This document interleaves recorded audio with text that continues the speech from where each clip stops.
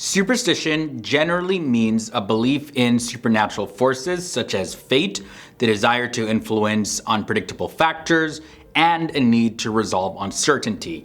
For many people, engaging in superstitious behaviors provides a sense of control and reduces anxiety, which is why levels of superstition increase at times of stress. But if we take a look particularly at Muslims, then they're actually not allowed to believe in superstitions because it is considered shirk, which is making something equal to God.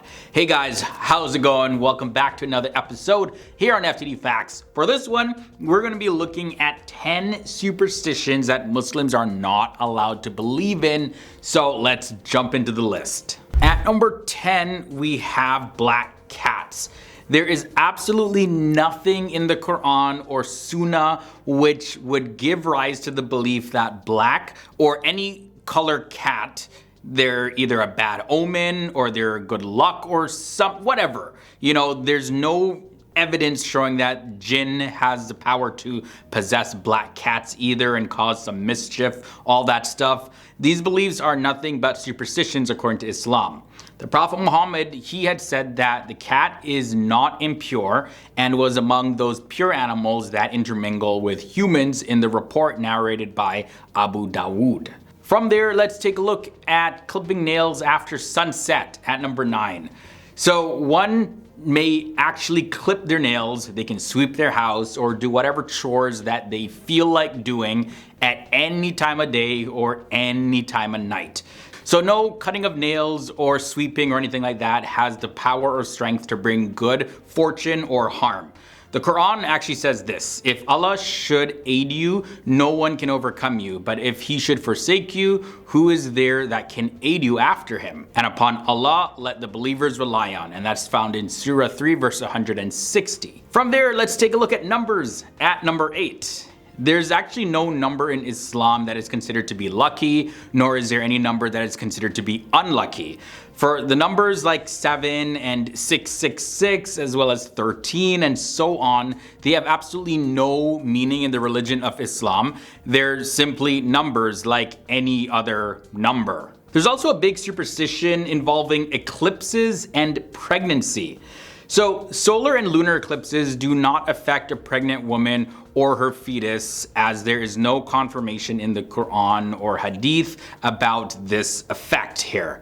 Beliefs like a pregnant woman tore a page during an eclipse and the child was born with torn lips, or she ate too much round pepper during the eclipse and the child was born with round black marks on their lips. You know, all that type of superstition, there's absolutely nothing in relation to Islam. There's nothing that speaks about these as being even accurate.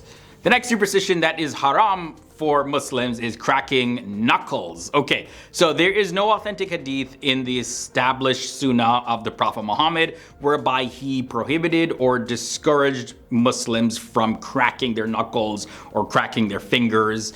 No evidence in the religion proves that this invites the devil or bad luck into a person's life. The superstition at number 5 has to do with wives and husbands and their luck that they bring. Well, according to Islam, there is no truth in the statement that all provisions and wealth come from the wife's luck and all children come from the husband's luck. There is no such thing as good or bad luck in Islam.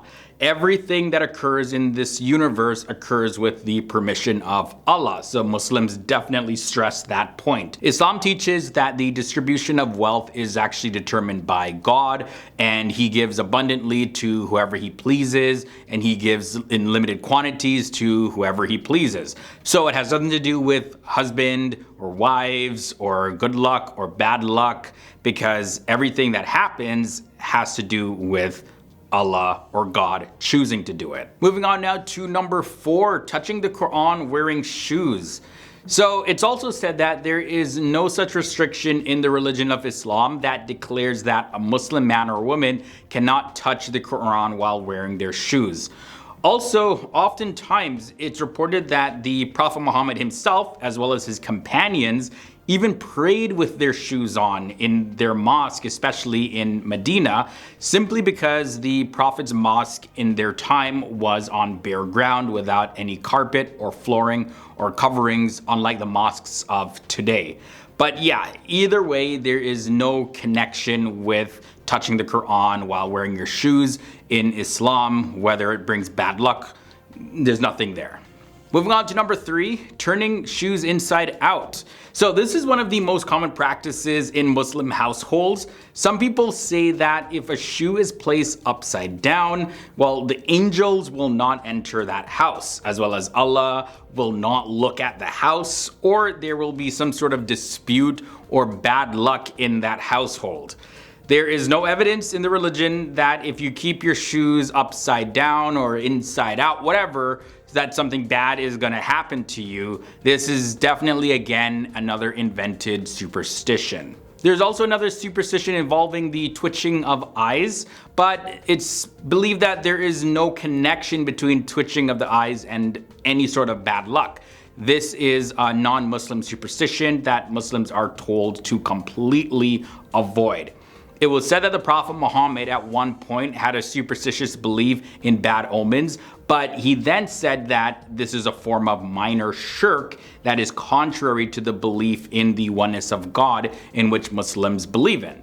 Superstitions are believed to be tricks of Satan to cause fear, as well as Satan uses them to whisper into the hearts of people to deceive them. The final haram superstition in this episode, coming in at number 1, is having your feet towards the Kaaba. Okay, yeah, this is an interesting one, but there's absolutely no restriction in Islam that states that somebody cannot sit with their legs facing the direction of the Kaaba.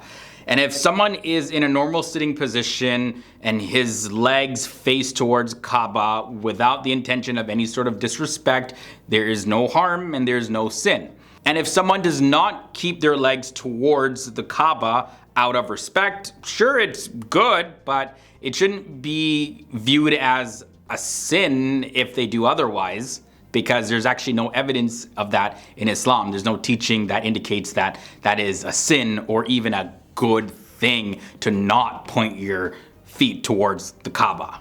Alright guys, so that brings us to the end of this episode. I'm curious to know, if you are Muslim and watching this, have you heard of any of these superstitions? Or are you somebody that maybe believed in any of these superstitions? What are your thoughts? I want to know. Sound off down below. And if you did make it this far, don't forget to leave a big thumbs up. It really helps more people see our videos. And also, if this is your first time here to the channel, go ahead, do yourself a favor, hit that subscribe button and ring the bell. That way you'll get notifications when we post new videos here on FTD Facts. Thanks for hanging out with me, guys. It's been awesome chit-chatting, sharing this information with you, and I'll catch you guys in the next episode.